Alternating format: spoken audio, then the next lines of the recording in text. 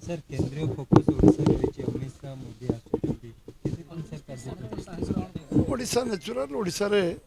लोकंकर BJP प्रति भरोसा बढ़ी ओडिशा राज्य सरकार रही 20 पार्लियामेंट जितिया पर निश्चित भाव में ओडिशा आज ओडिशा रे एबे एबे प्रधानमंत्री 3 दिन रही जाइछन डीजी सम्मेलन सारिकी अमित शाह रही जाइछन्ति एवं आमर पुणी राष्ट्रपति ये कार्यक्रम लंबा है 5 दिन कार्यक्रम पुणी एबे आसबे आमर पुणी प्रवासी भारतीय मानकर बड़ गेट टुगेदर हम अमित भाई पुणी मझे आसबार कार्यक्रम चूड़ांत है मुझे जनइबी आपको 28 29 30 ये 3 दिन 2 दिन आसबे से तेणु कार्यक्रम स्थिर है कह कार्यक्रम